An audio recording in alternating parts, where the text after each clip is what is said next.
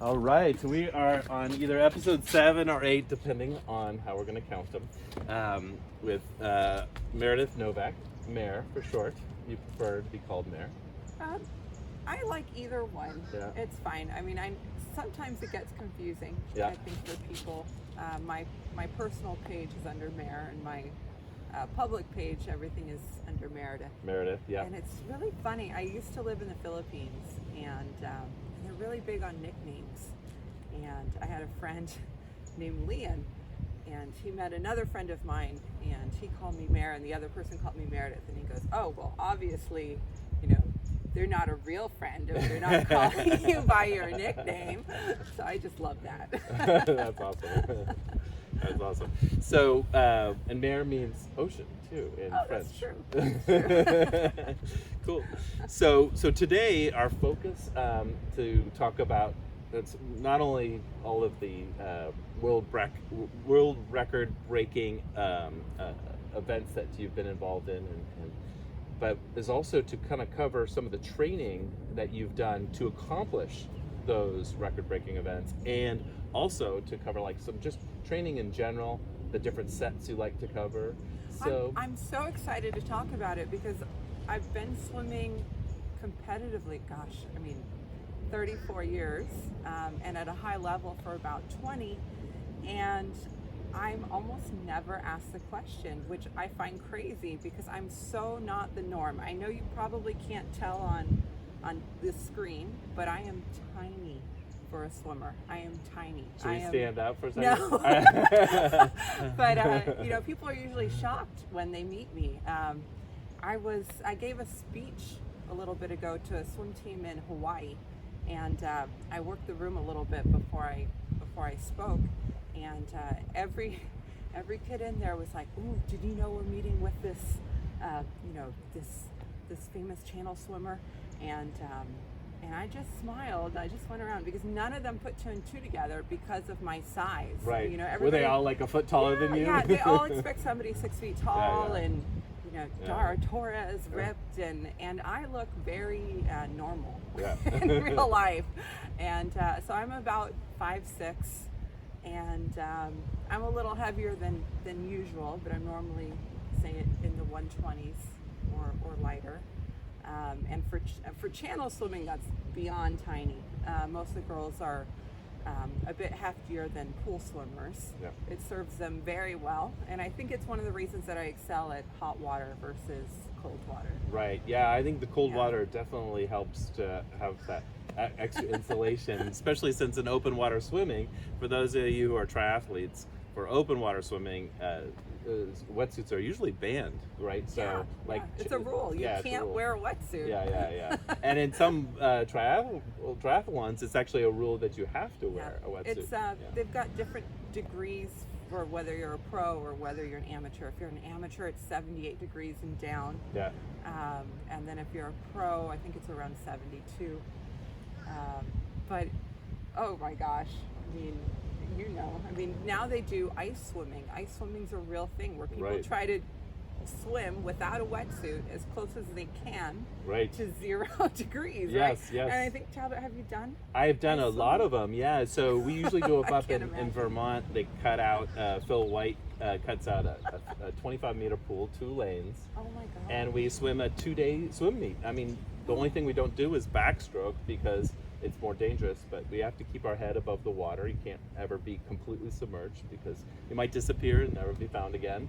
And it's pretty scary, but I can do that because it's short distances. But the hard thing, which I'm not sure I'll ever attempt, is it's basically an ocean mile. Is that right? It's called the ice mile. It has to be below 40 degrees Fahrenheit or below, I think, 5 degrees centigrade. But anyway. So we're the opposite. Like, I've swum plenty of events that have been like 85 to 89 degrees in the water and been completely fine. Yes. So you've excelled at some of the Maui channels. How many of the Maui channels have you swam? I've swum a couple for practice. And training. Those, it doesn't count unless you are really you do the paperwork and you get ratified basically through WOWSA, the World Open Water Swimming Association. I also contact the Hawaii Channel Swimming Association just to do everything properly. Yep. Because a lot of people say, "Oh, I've done this, I've done that," and that's nice, that's great. I won't ever take anything away from people, but I've always done everything properly. Right. So yeah, I mean the double, I did officially, and then everything else has just been practice. And how many channels are there in Hawaii? I should look it up. Yeah. It's like 6 or I 7. think 7. Right? Yeah. 7 that we talk about in the swimming community that we feel are swimmable. Because I think the longest is like 64 miles, and it's been done as a relay. Wow. Okay. And then most of the other channels are anywhere from 7 miles to about 30. Wow. And now the Ocean 7, right, includes one of them, right? I can't remember. Yes, Molokai to Oahu. Molokai to Oahu. It's the biggest wave. Wow. It is so, I don't know, I really hope to do it one of these days. It's on my list. My crew crewed for the current record holder. And the first thing they said to me is, "Mary, you got it." So I hadn't been thinking of it, and now I am. Now it's like all I think about. Oh, fantastic! That's awesome. Yeah. So, so let's go into training. So, let's talk about some of the training sets that you do, and tell us a little bit more about what you do on I'll say that swimming is not exactly rocket science in the best way. I mean, consistency is key. Yes. Especially if you're a distance swimmer. Just consistency, getting it in, not missing, and doing all the long sets that you're supposed to do. Yep. I have a specific method that has worked for me over the years for longer swims, and that is I like to start out the season. Look, I don't stay at a high level all year. Some people do, like Katinka Hazu, the Iron Lady, go her. But I'm more like this through my career, which is maybe why I've swam so long. Wow. Is that I don't try to maintain up here the whole time. Right. I go up, I come down. And so when I'm starting to build back up, I try to get to a place where, okay, I can swim 2 hours straight, no problem. Okay. And then once I hit that point, I'll start doing a specific build for an event. So say I've got 12-hour swim. So then I would go, I write out a calendar, and I might do this twice through leading up for the big event. And I will go, okay, 2 hours, and then the next week I'm gonna go 2.5, which I'll usually go an hour and then 3.5 hours. Okay. And then the next week, 3 hours, hour, half hour, half hour, half hour, half hour. Yep. And then just so on. And then I switch to every week you're doing a longer at the beginning, and then you're doing short during the week. Every 2 weeks. Okay. Because sometimes it takes a day or 2 or 3 to recover. Right. Sometimes you're totally fine, and I find a lot of the times I'm totally fine, building up to like 4 hours, no problem. Yep. Maybe 4.5, but after 5 hours, sometimes I'll swim and I can't turn my neck very well the next day. Right. So what I did is, so I swam at University of Hawaii with their masters, and Coach Dan was my coach, Dan Warden. And he would give me a lane sometimes after a big training swim, and I would jump in lap 1, I literally have the hands down, face down, kick lightly for like a 50. Then, okay, how am I? And add the arms in. And I just go light for like 2K. Okay. Just see how I feel a day or 2 after a bigger swim. And then if I'm okay, then I'll jump in the next day. Excellent. With training. But I'm almost never injured. That's good. I'm a pull monster. I am queen of pulling. Yeah. I used to have shoulder issues when I was younger, when I was in my teens and early 20s. Frankly, I think I just didn't train myself to get strong enough at pulling. Right. And I literally can pull when I'm in shape, like 7-8K without even batting an eyelash about it. So when really like it. When you're pulling, are you using a buoy for your legs? Are you resting your legs? Or are you kicking lightly? I don't kick. Okay. at all, even when you're only when training, or what about oh no, in the I distance? totally kick. Okay. I'm a great kicker, and I love kicking, and I do kicking a lot in practice. Okay. With a board. Yep. I mean, I know, I hear it all the time. Kick without a board. I like kicking with a board. Let's see. I pull with a board. Okay. Yeah, and I've done it since I was 9 years old. Pull with a board. I do. How does that work? The Yui part. Okay. Yeah.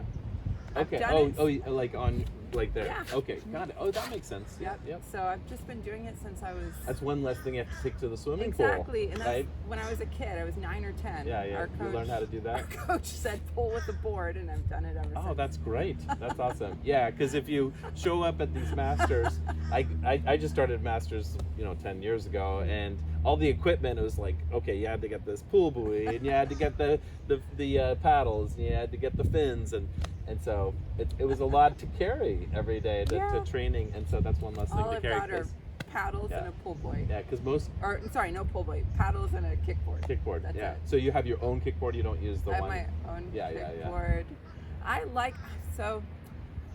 I've been sponsored by various companies. Back in the day, they don't even have this company anymore, but Victor. Yeah. Victor Swimsuits used to be a big sponsor, and then I've had everyone. Tier, a couple other companies. Awesome.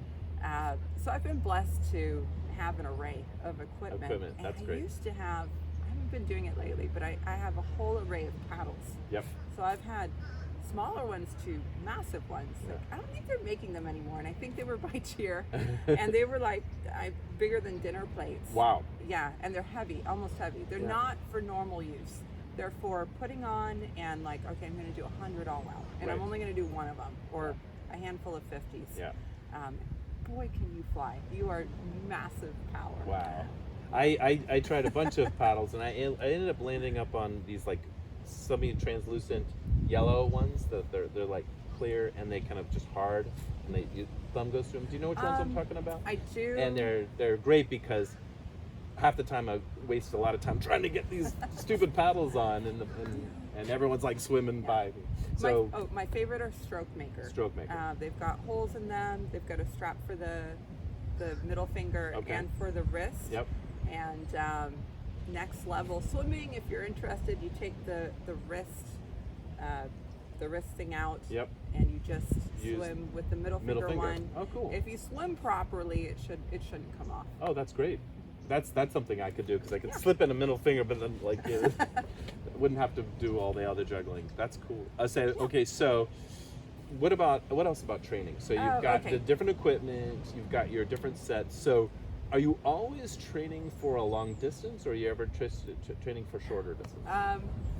I train long distance if I have an event that is long distance. Okay. Otherwise, I mainly train IM and backstroke. Yeah. I was a backstroker growing up. That's and an right. IMer. Top 5 when you were top 5 in the world as an age group swimmer. Yeah. Way back in the day. In Florida, right? Well, I lived in Florida and Hong Kong. In Hong Kong. So you were top 5 in the world. Yeah. That's crazy. Yeah. That's awesome. It's so funny looking back. I think as swimmers, a lot of times we just focus on the now and what do we want next. Yep. But yeah, every now and then I go, oh my gosh, did I really do this? Did I really do that? That's awesome. It's kind of great. Yeah. Training wise, oh my gosh. So yeah, I love to mix it up. Yep. I do a lot of kick sets, pull sets. Yeah. I am. My method, I coach swimming, and I really believe in no fear. And partly because I was so lucky. I mean, I swam with the best of the best growing up. I swam with the Hong Kong Mantis. I swam with bulls when Coach Troy was there. I swam camps at Pinecrest in Fort Lauderdale. Swam for Mike Heath when he was the coach at Fletcher High School. And then have been able to jump in with amazing programs like Harvard. Oh you wanted to talk about the Harvard. So, tell us about that. So I've swam all over the world, and I've coached all over the world. And sometimes when I coach, I've got to figure out how am I going to train and, for example, coach camps all day. And so I was so blessed when I went to Harvard a while ago. Coach Murphy was the head coach for the men, and he was the U.S. Olympic open water swimming coach. And he was so kind to me. He said, Meredith, as long as you can keep up and add some positive energy, I don't have any problem with you jumping in the morning with our group. And I was like, okay. And they are fast. I mean, for warm up, this was long course. You know, we used to go sometimes 10:50s on 40 seconds, and I would be like, okay, because I'm not a super fast trainer. I'm probably the slowest fast person you'd ever meet. And a lot of people don't understand, and it caused fights when I was a little kid. Oh yeah. Oh. Because people would yell at me like, oh, you're not trying. You know, oh, you just save it for the meets, or you know, people get really frustrated, but it's just my norm. My norm is just way slower in training and then way faster in racing. It's just always been I'm like similar to that as well. I used to train at T2, and they're super fast there. So I'm usually in the slower lane, but yeah, that's a lot of fun. So when you were training at Harvard, it was you and a bunch of the Harvard men, right? Harvard men, and then they had Crimson Aquatics had a couple in there. Yeah, very cool. Too. Awesome. Yeah, awesome. And then that was at the Blodgett pool? That was at the Blodgett pool, and then I had the same gig at a couple different places. So like Eddie let me jump in at University of Texas, both with the Masters and also just sometimes in a lane. Is that Austin, Texas? Yeah, next to the Texas men, which is where I met Ian Crocker in the gang and got to. Yeah, I mean it's just so cool. I've got to swim with so many amazing teams and people, and I mean that's the best thing about the sport. Totally. Just, oh my gosh, I just love the sport. Yeah. You get to meet so many amazing swimmers and coaches. Yes, very cool. So then, so let's talk about what it took to, because you had the goal to do a double crossing of the Maui Channel, which is Maui to Lanai. It's 10 miles there, 10 miles back. That's approximately 30 kilometers total in the metric system. If I'm doing my math correct. And then, so you're about to attempt this, and at the time, the record holder was a man. In fact, at the time, no woman had ever even completed. No one had ever done it on record, and I was just so excited. I mean, the record was 11:47, and my first goal, honestly, was just number one, you got to do it. You know, and to break 12. And then I did want to smash that record. And it wasn't a secret. So I wrote about this. I shared the goal publicly.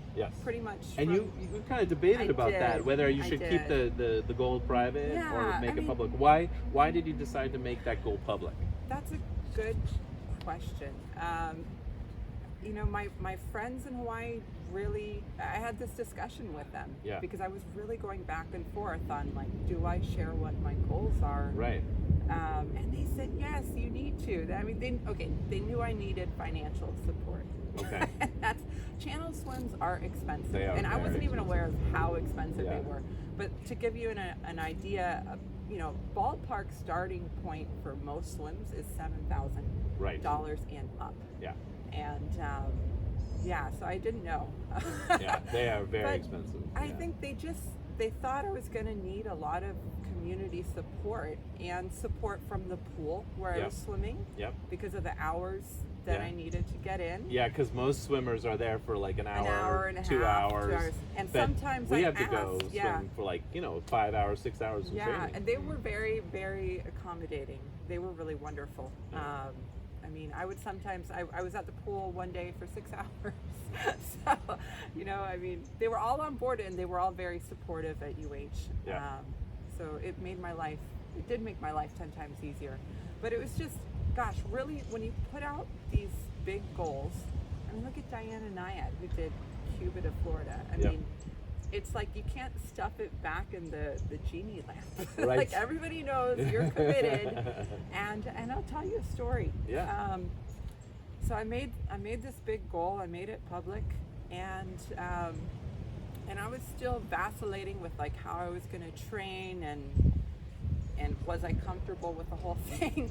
And it was in the winter, and I, maybe this is a one weekend, and I go to the pool, and it's, we normally start at, I don't know, I can't even remember anymore, but really early. Yeah. Usually before the sun rises. Yeah, right? 5:30 I think, and then so I'm at the pool, and I'm there at like 5:35, and I should have been in at 5:30. And my friend Valisa turns to me and she said something I will never forget. She goes, "Mare, it's gonna take a lot more than just showing up." And it gutted me. I was angry.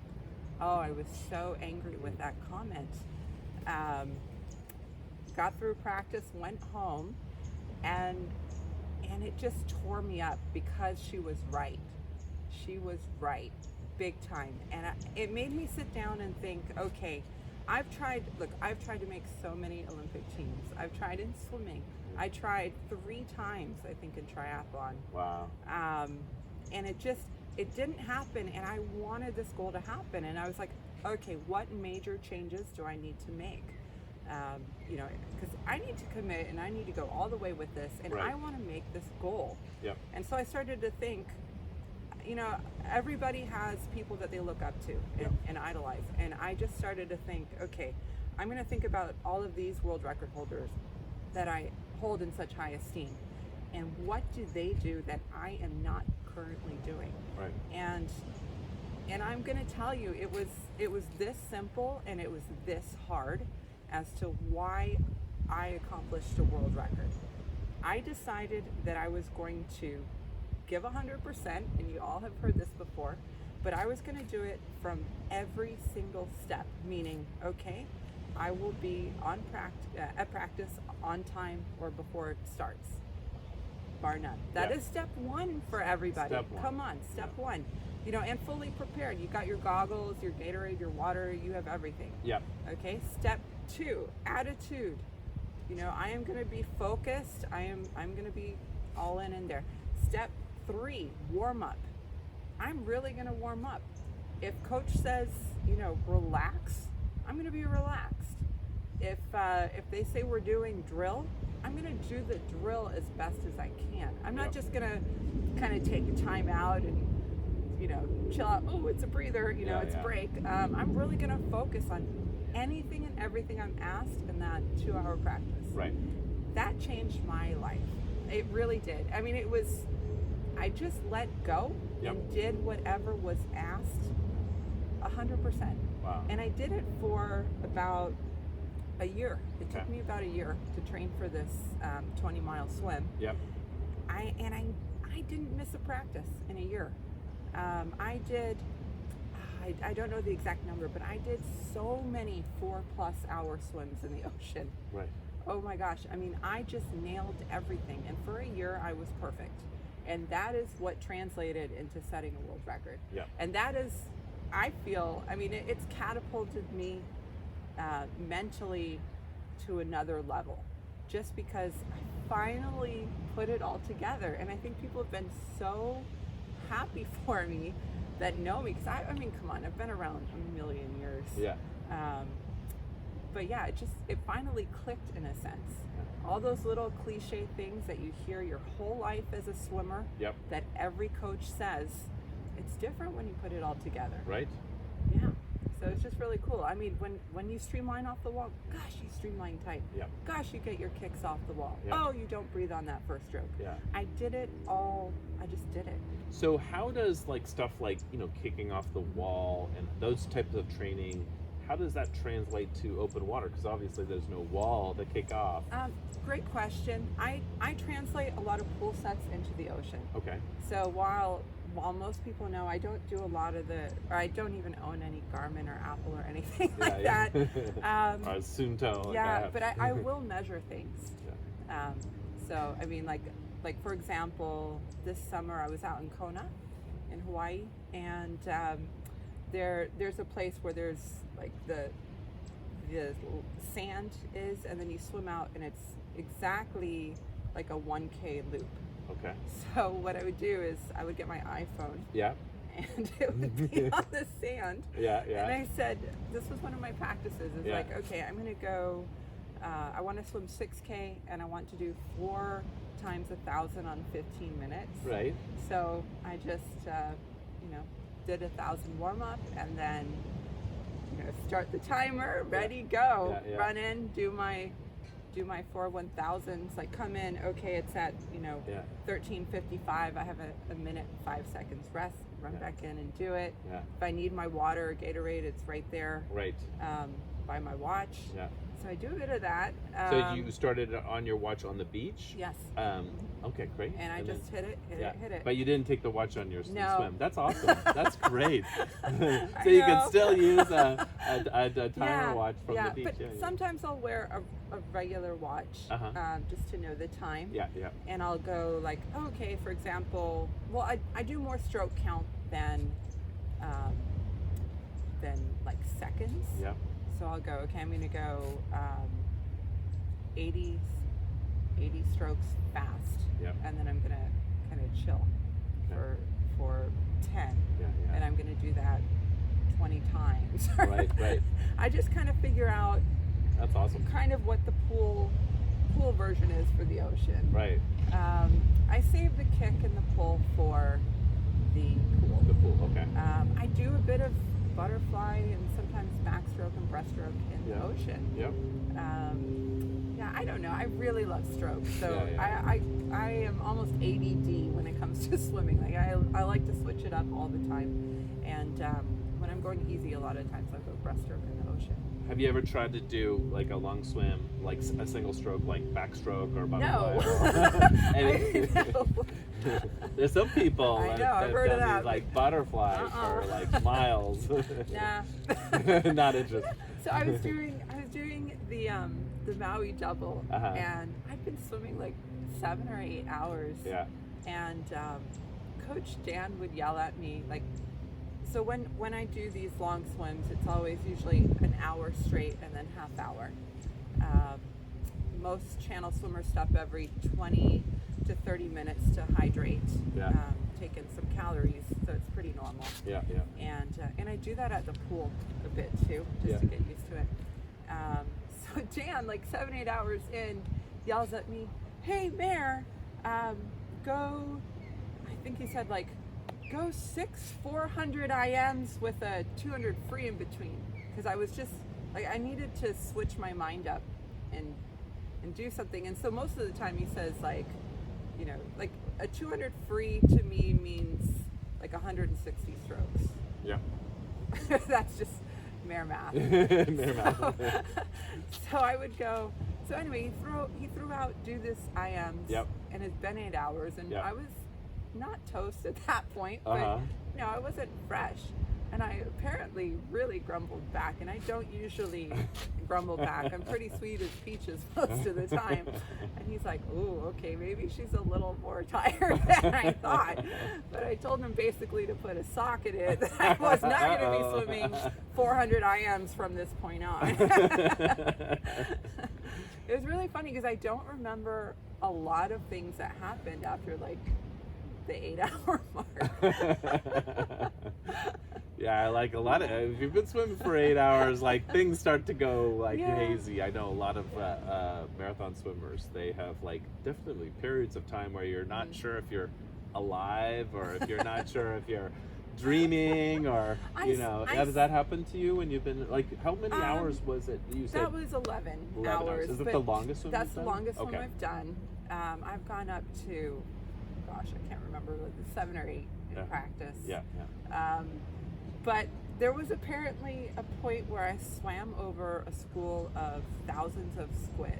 Oh, wow. And I'm a nervous Nelly. I don't like seeing too much while I'm swimming out there, and I didn't even see it. Wow. I didn't see it.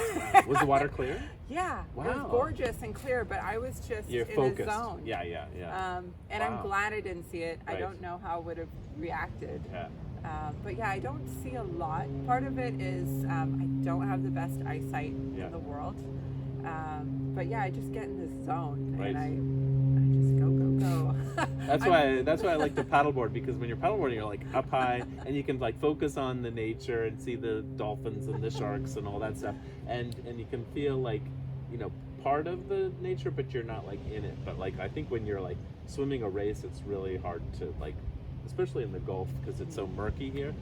But I think you swim a lot in Hawaii where it's really clear. A lot. Oh, I want to hear the story about What's that? the sharks, because that's my favorite topic on Talbott.tv. So where it was like really murky. Yeah. And then. Well, so it is true. There were a bunch of tiger sharks out during my my Maui crossing, the double crossing, and it's so funny because I had hoped to promote this swim, and when the shark encounters happened, which I caught on video, which is on a piece that the Surf Channel did for me.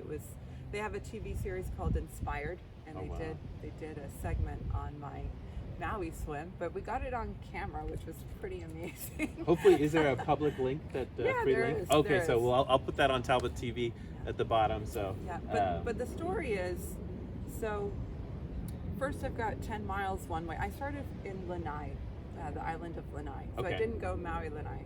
I went Lanai, Maui, Lanai. Okay. Getting out of Lanai is tricky. So there's a place called Club Lanai, which is not a club. It's not. There's like nothing there. There is a defunct, like decrepit dock. Okay. And that's kind of like, okay, you know, if you go to the, if I'm facing out to the right of it, a bit of a ways, there's a little bit of a breaking coral, so you won't get completely cut up and everything. Because it can be hard going in and out of islands. Hawaii has this lava rock that's black and super sharp, right? Not in that. So the Big Island does. Okay, so but Lanai and Maui, it's just mainly coral. It's coral. But the coral is pretty sharp anyway, yeah, too, coral right? can cut you up. Yeah. And it can be hard to see if it's dark and okay, rule number 1 in Hawaii swimming, open water, do not get cut. Like, I don't know if it's a wives' tale, but the whole like, you know, sharks smell blood, blah blah. I don't know if it's true. I'm sorry if it's not, but yeah, nobody wants to get cut. So we're just like, oh, avoid the coral. So anyway, you don't want to give any reason for those tiger sharks to make any more interest than they already have. so it's very corally for more than half a mile. Yeah. And it's and murky. How shallow is it? Well, I ended up leaving at a shallower tide than I thought. Okay. True story. We were a little bit late in getting started. It took us longer to load up the boat and come over than we thought. So I was very keen on starting the swim at exactly a 00 on the clock or a 30, so that there was just no confusion as to how long we'd been out. Because we did have stopwatches going, but we also had just normal watches going. And so we meant to start at 6. I think we started at 6:30. The tide was lower, and it was a little interesting getting out. I bet. And so also there's a section that is just murkier. Right. I don't know if it's the depth or the temperature or what, but so for about that mile, almost, I don't know, it just changes. And I think one thing that you'll learn in open water swimming is that you really get in tune with trusting your feelings and your gut. And if you feel really off, then, well, I get out. I mean, I do. And that's important. It served me really well over the years because I swim so much in the ocean. I mean, I realize I'm in there 1,000 times more than the regular public.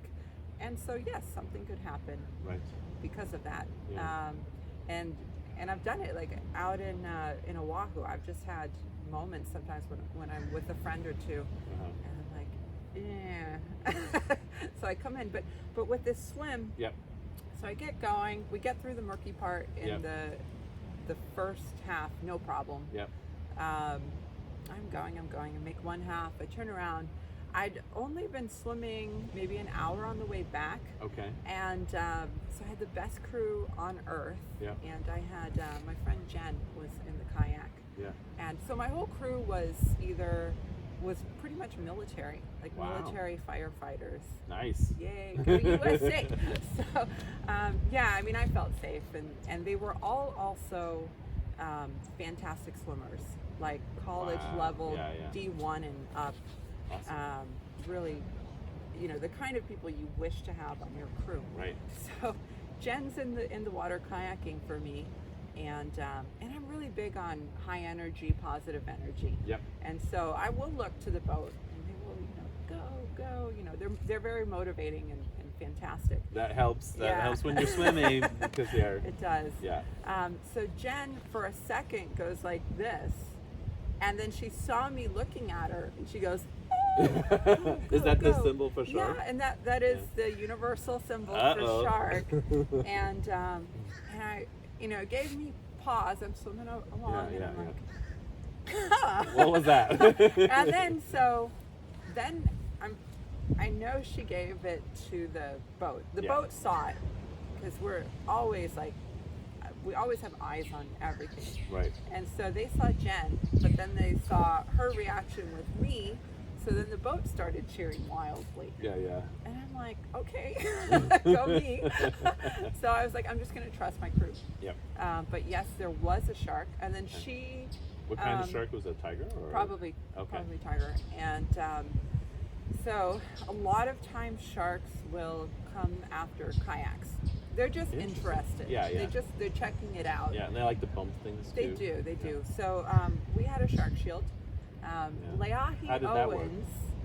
It worked great. Yeah. And I'll tell you more about that in a second. Okay, but great. Leahi Owens, at the time, I think was the youngest person to ever do Molokai to Oahu. Yeah. And she's from Hawaii. Yeah. And I knew her from being able to guest coach at Kona Aquatics. Yep.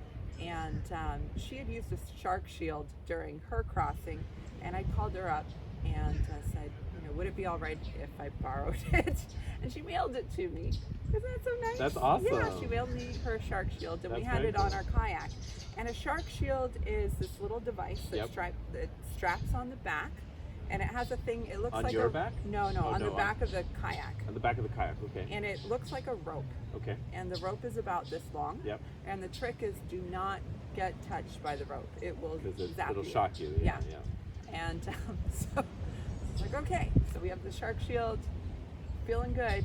And so Jen sees the fish, and I'm, you know, it's boat here, I'm here, Jen's here. Jen decides to go way wide. Yep. Way wide. Just in case it is following her to get it to go that way. And it worked. Wow. It worked. But to me, who was swimming and used to boat me kayak, I was like, what is she doing? Yeah. Why? I didn't know what she was doing. I was Yeah. oblivious. Yeah. But that's a good thing. Yes. I mean, you want your crew to handle things and Right. you to just focus on swimming. Yeah. So that was about, I don't know, a little bit after the second leg. And then, so, you know, swimming. I was less than 2 hours from the finish. Okay. Maybe just an hour Yeah. to go. And that's when the big drama happened. And again, I was completely oblivious, Wow. which was so wild. Yeah, so, yeah. so I've got the boat here, I'm here, and the kayak here. Yeah. And in swimming, you're allowed to, in open water, you're allowed to have support swimmers, which, gosh, I don't want to get the rules wrong, but they're allowed to jump in for a little bit of your swim. You know, like I think max half an hour at a time, and definitely not more than half of the swim. Yeah. So if you're ever feeling a little nervous or whatever, you can get somebody to swim, and it helps so much. It does. It It helps does. so Yeah. much. It just brings the anxiety down. A lot of people think I don't have anxiety at all from all of the crazy wild things that I've done, and it's probably the opposite. I have tons of anxiety at times because I'm in such crazy situations. But sometimes I get laser focused. Yep. I just get hyper focused and swim very well because it just brings everything in tune. Yep. So anyway, about 2 hours, 1 hour from the finish, I get a weird feeling. And Really? the water, so Maui, I hope everybody goes to Maui and swims this channel because it's lovely. It's called the Au Au channel. And it's usually crystal clear. Yep. And when it's sunny out, it does this wild thing. You'll be swimming and your face, you look down and you see beams of light. Oh, cool. It is like a light show going on. It's very hard to describe, but it's just shooting beams of gorgeous light all over the place. At the beginning, it's a little bit startling, but then you calm down and you just enjoy it. So anyway, it'd been beams of light in a certain color of water, and then it changed. And it changed to like a navy kind of water. And I mean, I've swam through the rainbow of blues, and I love it. But I just got a feeling. And I started not feeling it. So I stopped and I yelled to the boat. I said, Dan, get in, please. Really? Well, I don't think I said please. I said, Dan, you know, I think it was Dan. And he's like, oh, he said, okay, I'll get in. So I'm swimming a minute or two. And I think I was more anxious than I thought because I stopped about 2 minutes after. And I'm like, Dan, get in the water. And he's like, geez Louise, what is her problem, you know? So anyway, he got in, and so now it's boat, me, Dan, kayak. Okay. We're going along, and then like clockwork, 'cause I'm a pretty relaxed person, but I'm also a little bit type A. Yep.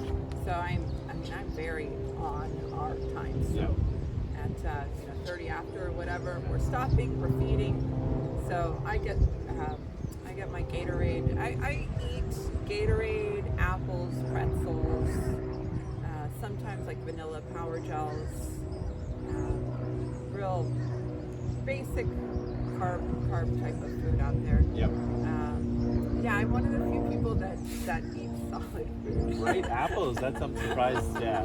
I love apples. They don't get yucky in the water. And they have no problem digesting it. Well, I will say I've eaten my whole life swimming. Like I used to take food to the pool and just chow down. I've never had a problem eating in the middle of swimming since I was a kid. So anyway, now Dan's in the water. I'm a little bit happier. Yep.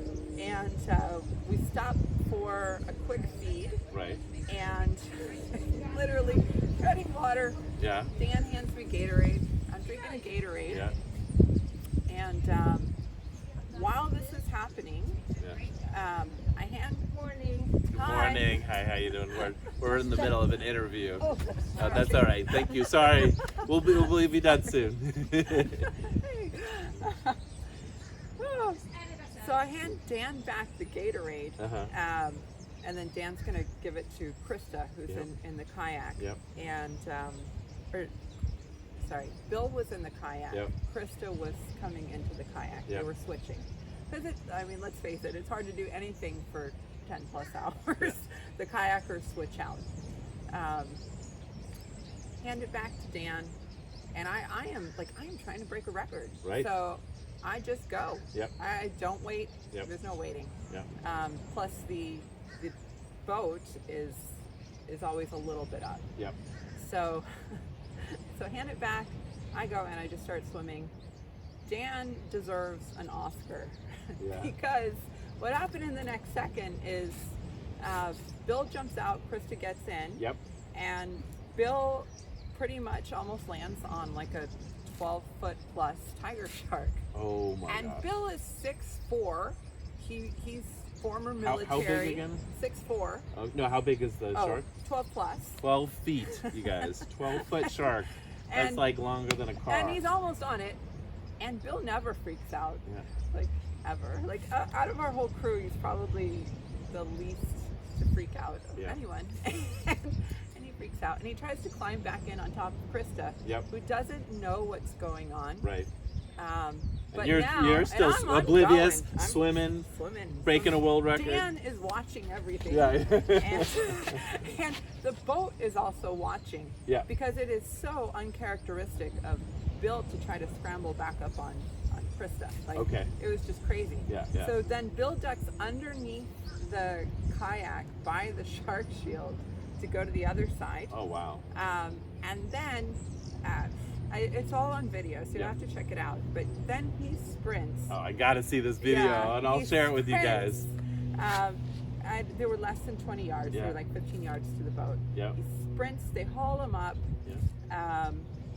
And then the shark does go around the boat, Okay. and that's when it's on video. And it's like, so I'm going, and then about a couple seconds after this happened, I just, Dan had caught up to me. Yep.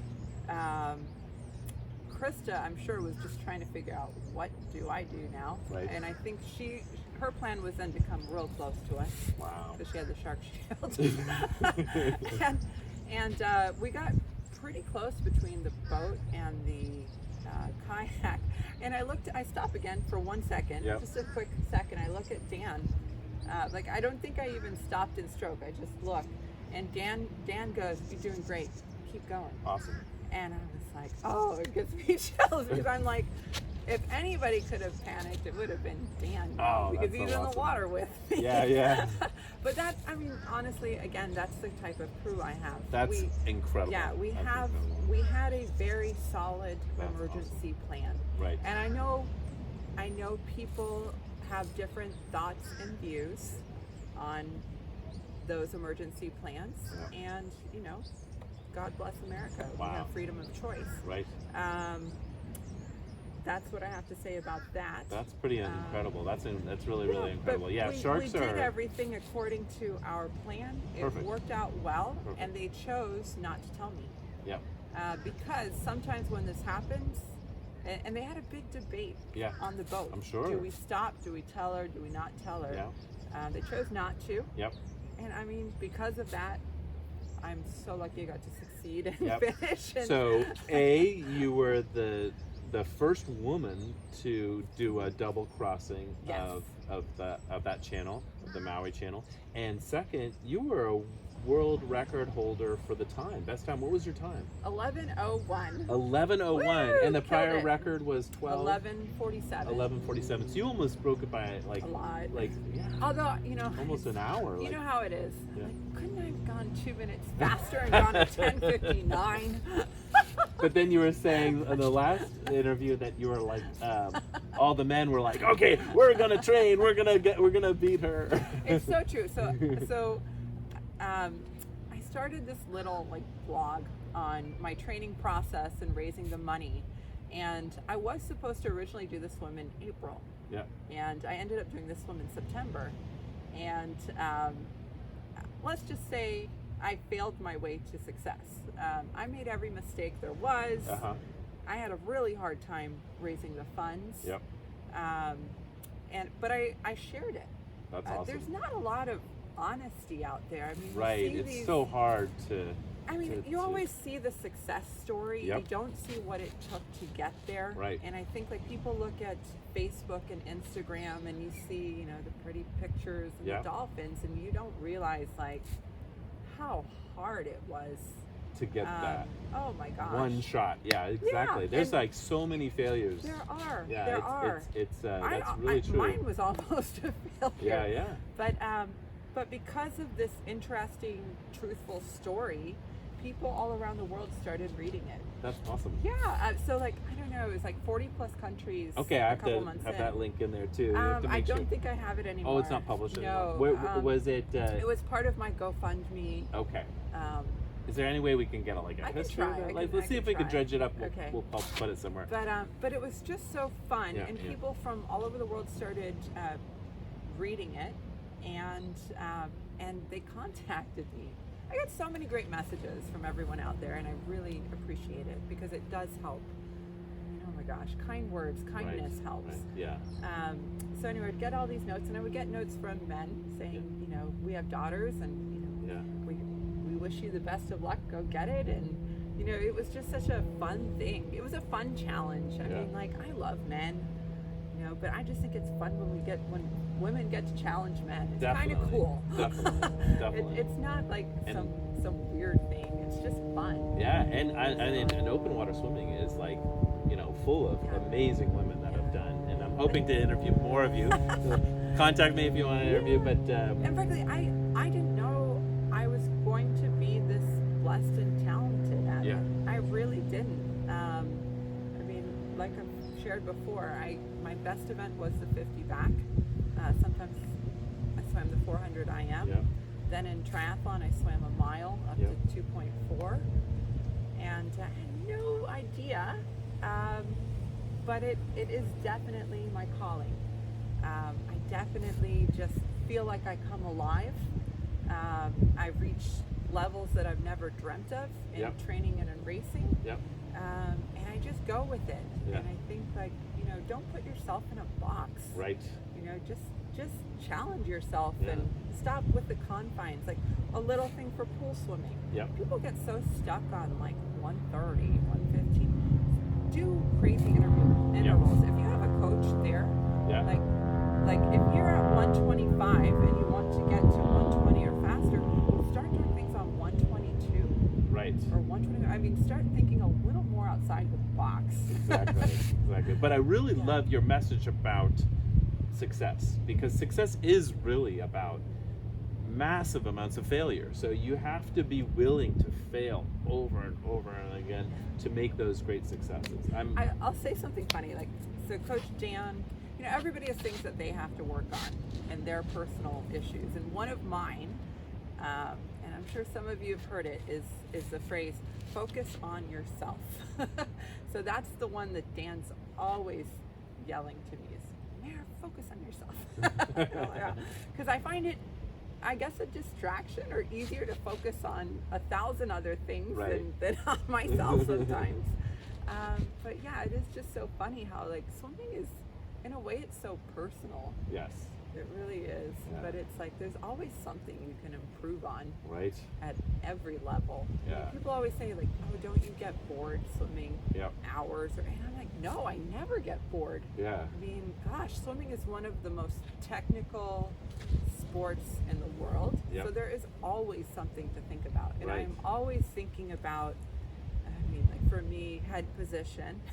I tend to lift my head a lot. I move my head around too much. Okay. You know, I mean, that's things that I work on. You know, I try to get a little bit wider. You know, make sure I'm not crossing over. That's an interesting thing. The whole widening. I was given that advice when I asked some of my T2 coaches. You know, how do I kind of improve my swim? I was getting ready for Manhattan, and they definitely said you want to stroke wider before, and because I'm always like really like almost my hands are like right above my head. What is the What's advantage? ideal? What's going on? Why would you want to go wide versus like this? Well, okay, there is a lot of debate on where you pull. And I spent the summer training with Carlin Pipes in Hawaii, and we both coach swimming, and we have similar thoughts on many things, but also a little bit different on some things. So I think, for me, I tell my clients to enter right in front of the shoulder. You know, if anything, you don't want to be on the inside. You don't want to be in front of your face. You want to enter at your shoulder. Maybe just the slightly outside. Teeniest bit out. Okay. And then, honestly, you're gonna have to take privates from me. You're gonna have to come to my clinics. I'll tell you the whole spiel. Awesome. The whole spiel of what you do under the water. But yeah, I mean, that's just a basic. You want to enter in front of the shoulder, not in front of the face. Does that give you better, like, aqua dynamics, or does it give you better, like, speed, or does it reduce the amount of injury, or what does it do? 100% reduces the amount of injury. It is the proper place for your hand to go. It's the ideal place to start your pull, to get those fingertips down. Well, that might be the reason I have so many shoulder issues. I like, don't enter in front of your face. For sure. Cool. So what are some other training tips that you'd like to give people for free before they hire you? Oh gosh, I mean, don't be afraid of things. Oh my gosh, get good at everything. You know, I mean, so many triathletes will go, oh, I don't need to be good at kick, or I don't need to be good at a turn. like, oh my gosh, are you crazy? Yeah. Be excellent. Be Yeah, fantastic. You know, get better. My minimum for my clients is I would like them to be able to kick at least a 400 straight. Okay. So if you are a beginner Yeah. and you struggle, Yep. just honestly, like, people get too intimidated by kick, and it's crazy. So it's like, it's not a big deal. What is a 400 straight? It's 400 meters of kick. 400 kickers without stopping. Correct. Okay. Okay. For me, I think that's like a good benchmark. Yeah. If you can't do it, and you're like, oh, Mara, I can only go like 50 or 100. Well, hey, now you got something to work on. Because, I mean, think of it, it's only one loop around the track. Right. It's not that far. Yeah. It's not going to take you an hour. Right. You got to get better at kick. Yeah. I mean, you've got to get those legs moving accordingly and the toes pointed right. And yeah. Oh just, my God, my kick is so bad. I need help on my People kick. need to practice what they're not good at sometimes. Definitely. I don't even kick when I'm swimming in the open water. I'll kick sometimes in the swimming pool when we're doing some sprints. And I think training. I mean, I'll give an example. Like when I'm at my peak fitness. Yep. I am so good at control of descent. Okay. Meaning, I can jump in the pool and then you can go, Mare, we're gonna go. You're gonna go this set until you fail. Yep. So I'm gonna jump in, and my interval will be 130. Yep. And I can just descend by 2 seconds all the way down to like 110, 108. Yep. And I can nail it exactly by 2 seconds the whole way down. Nice. So it's because I've got a big box. I have a big range of digging deep. Yep. Like at the most basic level, you have easy, moderate, and fast. Yep. Okay, but then you can have a little bit faster than easy and a little bit faster than moderate. Yeah. And then I find at a pro level, you've got 10 plus gears that you can find. So if you are at the beginning, start with having all of your practices have a little bit of easy, medium, and fast. Yep. Then once you get that, a lot of this comes from interval training, using the clock properly. Yep. So then you just want to find different gears. Yeah. And you want to find what it is to really hurt. Right. To really hurt isn't the right word. You don't want to be injured, but you want to feel hurt, the pain. Pain's not the right word either. Okay. What is but the word? Because honestly, out of most pros, yeah. This is going to sound terrible, but it's to get off on the feeling of like, oh my God, I'm going to die. I'm at that red line. Right. We just feel like, when that happens. Yeah. I love that feeling. I love that red line. I do. It's and an I think adrenaline rush. It is, and I think that's why I'm good at what I do. Yeah. But I think a lot of people don't know what it is to really go there. Right. And so you've got to learn how to go there on all different kinds of distances. Yeah. And different scenarios. Right. And it's all going to come over training. Yeah. Train. Yeah. I always tell my clients, my clients are always very prepared for whatever it is that they're going to do. Whether they're in college and they're going to swim a 200 fly or whatever, or they're distance swimmers or triathletes and they're going to swim a mile. It's not. I like to say success is not a surprise. Yeah. It shouldn't be a surprise. Like you should never go, oh my gosh, can I do this distance? Right.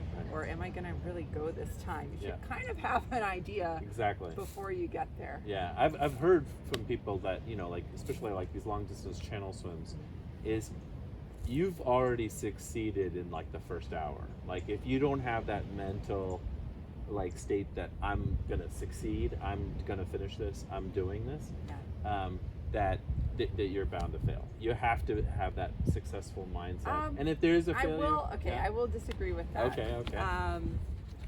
I don't think you have to be confident all of the time to reach your goals. Right. I really don't. There are plenty of there are so many athletes that you'd be surprised to find out weren't confident and still won that gold medal. Awesome. Which is good. Like people should take heart with that. Yeah. You don't have to be a superstar every second. Yeah. You just have to have those moments. Okay.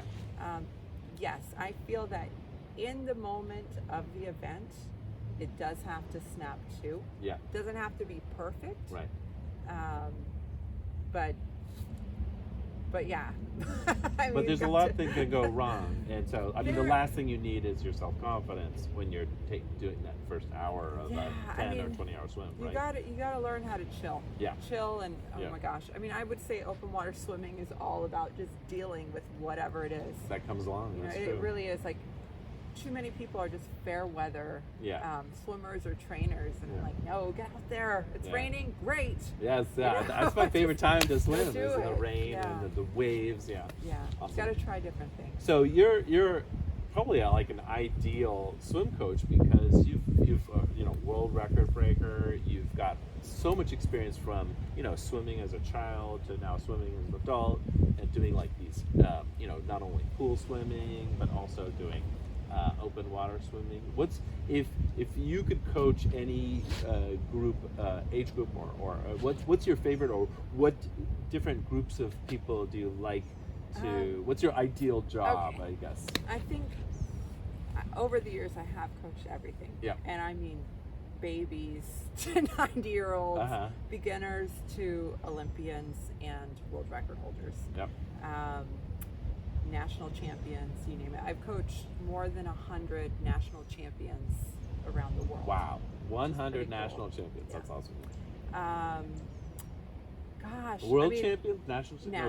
For each country. So correct. This is like a national champion in the U.S., a national champion in what other countries? Like Philippines, Switzerland, you name it. Nice, awesome. So, gosh, that's a good question. I mean, my favorite client is the one that just wants to succeed and get to the next level. Yep. I specialize in bringing out the best in people and getting people to do things that they didn't think were possible. Yep.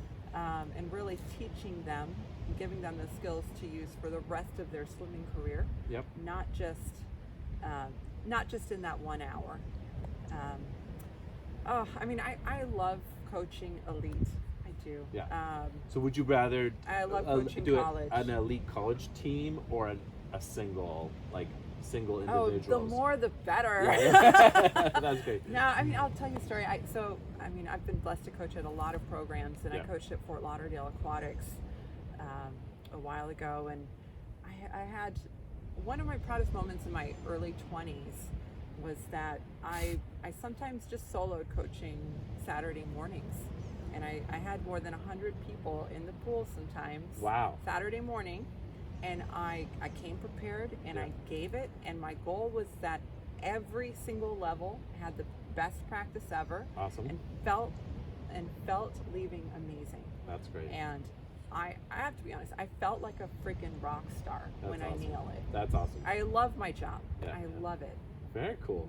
Very cool. Well, you obviously have a ton of passion and hoping to see more world records broken coming up. And Meredith, this has been an incredible interview. And this is actually, yesterday we did a test interview. Yeah. It was supposed to be just like 5 minutes, but we ended up talking for like a half an hour. So we're going to probably publish that one as episode 7, and this will probably be episode 8. The actual numbers, I'm not sure. But if you're watching this on YouTube, please subscribe to my channel. I haven't even said that yet. I only have like 9 subscribers. So hopefully with this interview, I'll get hundreds of subscribers. So if you're not watching on YouTube, go to YouTube, find this interview at Talbott TV, and subscribe to my channel. Because once I get 100 subscribers, I'll be able to get my own vanity URL. Oh my gosh! Come on. Right now, my URL is YouTube blah blah blah A9643. A million characters. Anyway, it's been really awesome, and I'll have links on Talbott.tv, so you can watch this interview on Instagram, Facebook, YouTube, and I might even I'll put something on Twitter so that you can get to it from Twitter. But if you go to actually the URL http://Talbott.tv, if you go to that website, that's where I'm going to put all sorts of really cool other videos and links that I talked about here. So go there, and thank you. And it's been awesome. Thank you. Thank you, Mayor. Bye, guys.